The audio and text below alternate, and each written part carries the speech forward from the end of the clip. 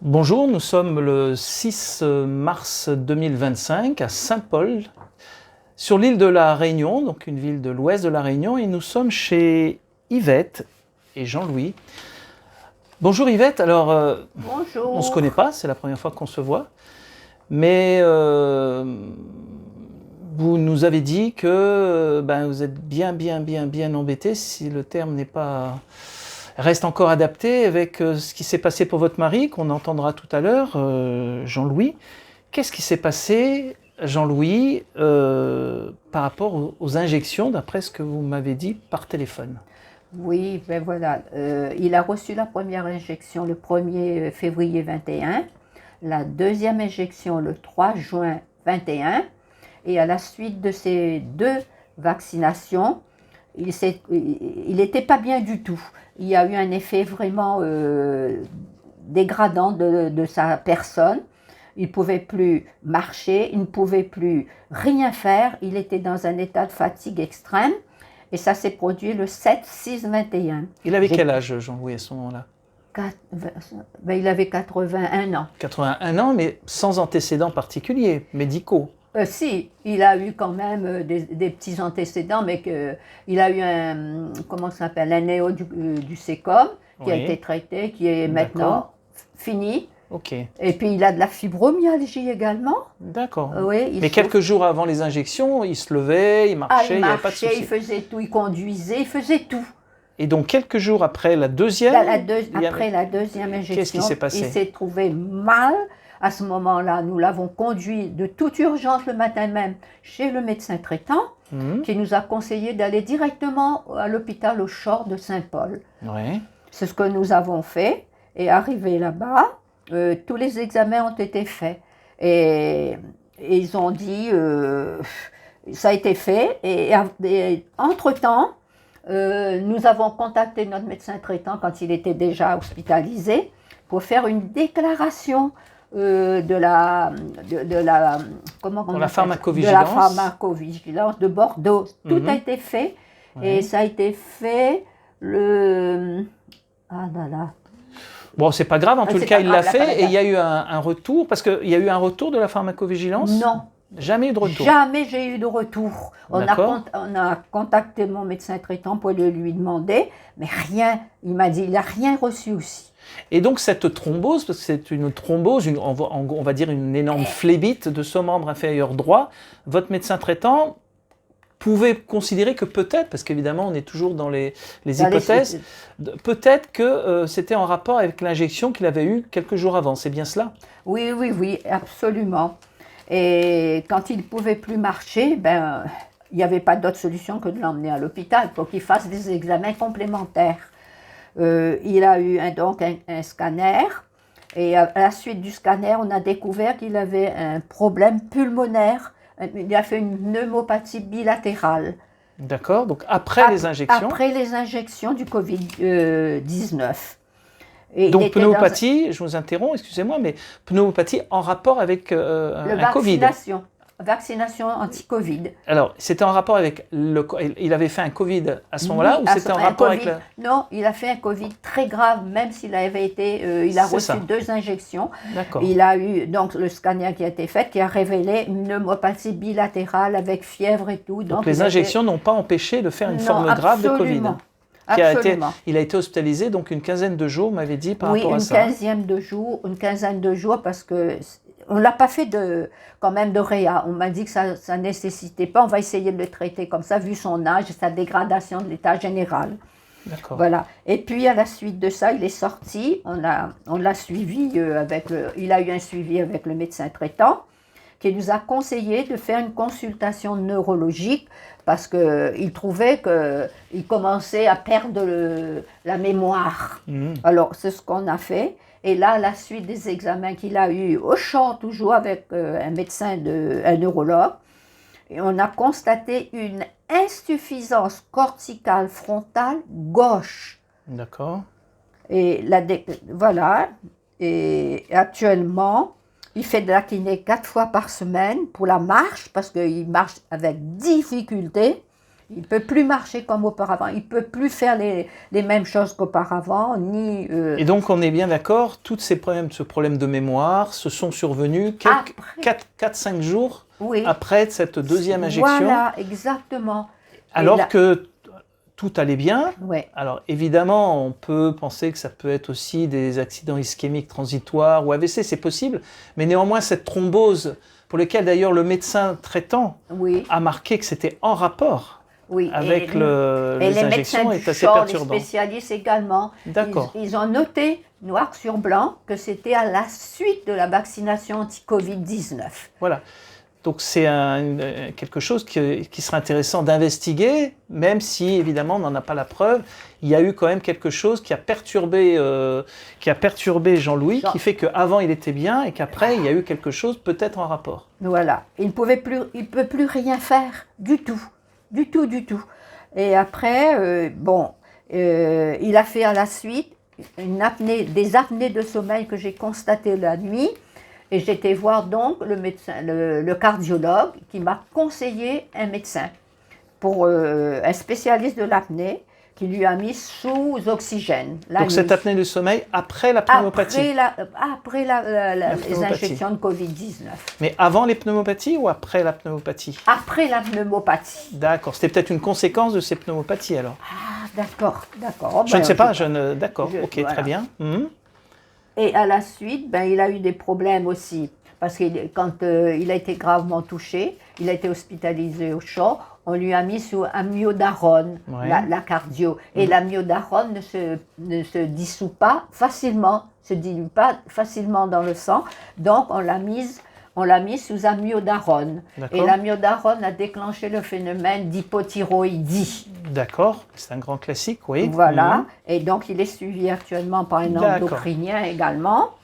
Et son traitement actuel se résume avec un comprimé de lévothyrox 25 microns par jour, du valsartan. Alors, ce n'est pas tellement l'objectif de cette vidéo. Merci Yvette. En fait, l'important, c'est que de voir un peu, ce qui serait bien, c'est que les autorités de santé, qui j'espère un jour ou l'autre verront cette vidéo, voient que sur un cas, mais il y en a combien d'autres qui semblent identiques, c'est d'une part qu'on peut avoir un Covid très grave malgré les injections, et que quelques jours après ces injections, et avant d'avoir eu le Covid, des effets indésirables qui, chronologiquement, permettent de penser qu'il y a au moins un rapport.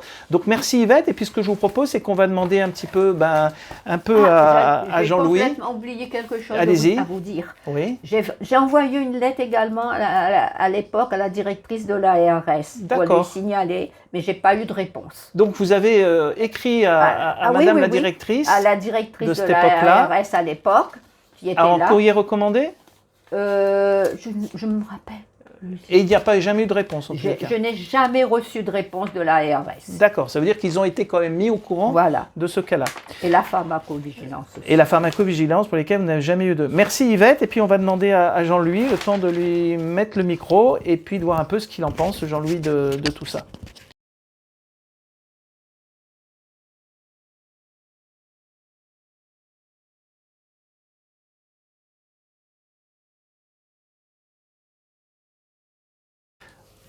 Bonjour Jean-Louis, dites donc quelle histoire, hein, ces injections, on va pas affirmer que c'est en rapport avec les injections, mais dans tous les cas, si on suit bien la chronologie des faits, il y a quand même une forte suspicion qu'il y a eu quelque chose qui a fait que vous vous êtes retrouvé avec, entre guillemets, une thrombose veineuse profonde de la jambe droite, qui a nécessité une hospitalisation et une mise sous anticoagulant massive, et on est donc bien dans une thrombose vasculaire et non pas dans un AVC avec une hémiplégie droite.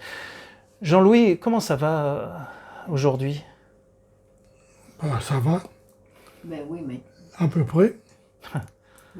Qu'est-ce que vous en pensez de tout ça? Est-ce que... Mais moi, mon problème, c'est...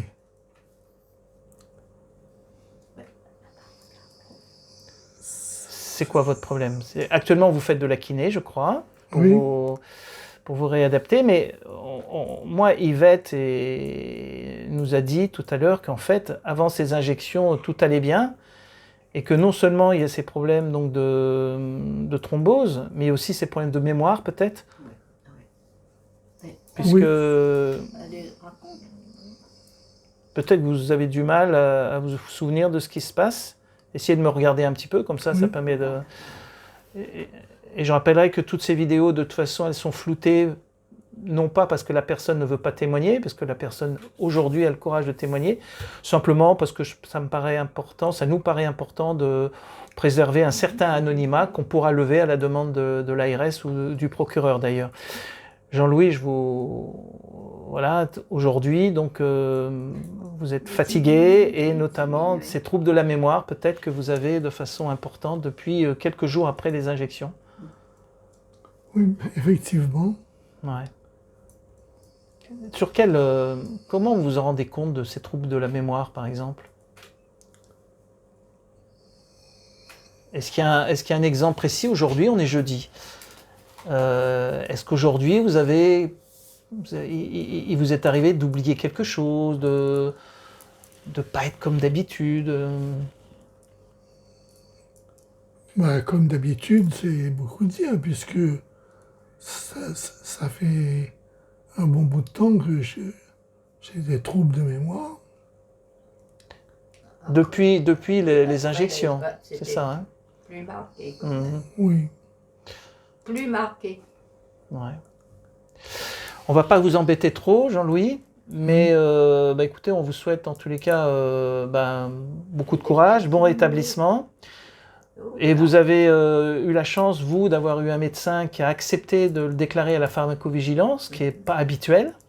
Donc vous pouvez le remercier, quelle que soit sa position par rapport aux injections. C'est même pas ça le problème, c'est que dans le devoir d'un médecin, c'est le devoir, hein, c'est même les obligations, c'est quand on a une suspicion, on n'a pas dit une certitude, une suspicion d'un effet indésirable par rapport à quoi que ce soit, un médicament, une injection, on a le devoir et on a même l'obligation de faire cette déclaration à l'ANSM, l'agence du médicament, et ce qu'il a fait.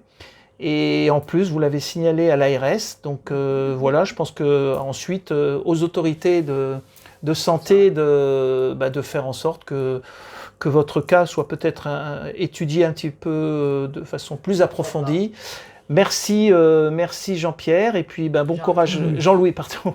Moi aussi j'ai un petit peu des troubles de la mémoire sans être injecté. Merci Jean-Louis de ce joli sourire que vous nous faites pour cette fin de la vidéo, malgré la pénibilité, on va dire, la pénibilité et les problèmes de ce que vous avez vécu. Merci et au revoir. Au revoir.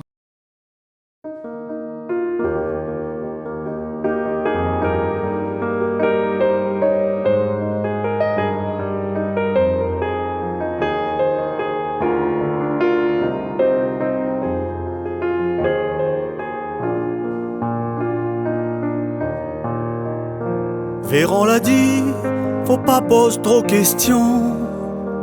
Ça l'est pour nous, c'est la seule solution. Là pas besoin connaître la vérité, c'est le seul chemin pour sortir normaliser. Zot l'a dit à nous, faut nous écouter la science. Bon peu l'argent, Zot la cape en silence. Véran l'a dit, Zot pas pour chape les mailles. Avec notre marmaille, Zot la pour fait cobaye. Qui s'en a le droit? Qui s'en a le droit? Qui s'en a le droit pour faire ça? Avec un enfant qui croit tout le temps, ça qui dit bon grand. Zot les menteurs, Zot les voleurs, Zot la fait tout pour faire peur. Quand il y a soleil, il dit dans la pluie, nous l'a bien compris, Aster nous vépit. Zot l'a dit à nous, rote pas pour faire le malin. Écoutez-les, n'est un seul refrain. Le bon remède pour pas rentrer dans un train. Tel nous télé et descendre dans son main. Oui, ça l'est sûr, Zot l'a menti à nous. nous de bande dada, Zot la route val à nous, dis à zot bien, un jour y appelle demain. et la justice n'est pas fait pour le chien. qui s'en a le droit, qui s'en a le droit, qui s'en a le droit pour faire ça, et 15 enfants qui croient tout le temps, ça qui dit bon grand, zot les menteurs, zot les voleurs, zot la fait tout pour faire paix, quand il y a soleil, il dit dans la pluie, nous l'a bien compris, Aster nous vépi, qui s'en a le droit, qui s'en a le droit, qui s'en a le droit pour faire ça, et 15 enfants qui croient tout le temps, ça qui dit bon grand, zot les menteurs, zot les voleurs, zot la fait tout pour faire paix, quand il y a soleil, il dit dans la pluie, nous l'a bien compris, Aster nous vépi.